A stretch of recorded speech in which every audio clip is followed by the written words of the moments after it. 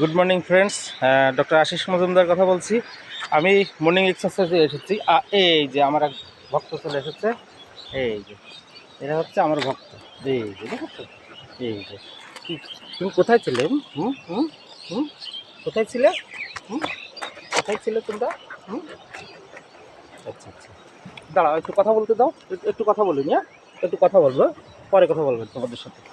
আচ্ছা, এইটা হচ্ছে এক কথা যদি বলে মিনি সুন্দরবন।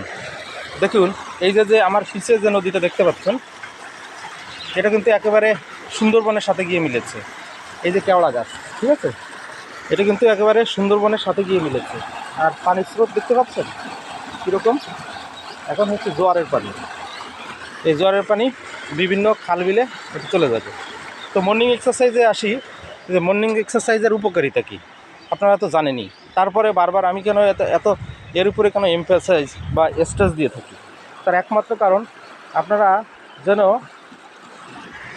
ডাক্তারের কাছে সহজে যেন শরণাপন্ন না হতে পারে। এটি হচ্ছে আমার প্রধান যে লক্ষ্য, সেটি হলো আমার এই ভিডিও করার মূল কারণ। তো এই মর্নিং এক্সারসাইজে আমরা প্রত্যেকদিন যদি 1 ঘন্টা করে সময় দেই, তাহলে কী হবে? আমাদের সময় বাঁচবে, অর্থ বাঁচবে, তারপরে সাফারিংটা থেকে আমরা রক্ষা পাবো। এই একটা কিছু হলেই আমরা দৌড়াদৌড়ি ছোটোছুটি শুরু করে দিই, কিন্তু আমরা কখনো ভাবি না যে এর প্রতিরোধ বা প্রতিকারের ব্যবস্থা। প্রতিকার থেকে বলে না, প্রতিকার থেকে প্রতিরোধ ব্যবস্থাই উত্তম। Prevention is better than cure.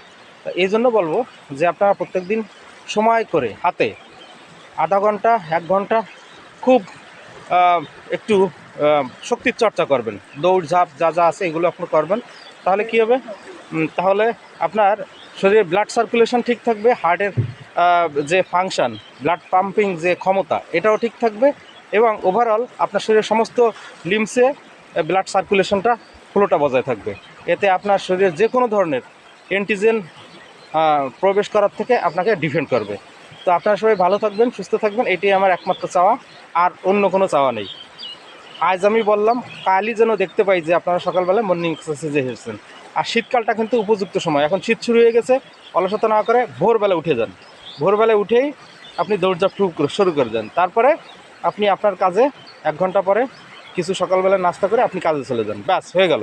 সারাদিনের রুটিন এইভাবেই চলবে, আর সারাদিনে এনার্জি দেখবেন এখান থেকে পেয়ে যাচ্ছেন। ভালো থাকবেন, সুস্থ থাকবেন, আবার কথা হবে। শুভ সকাল।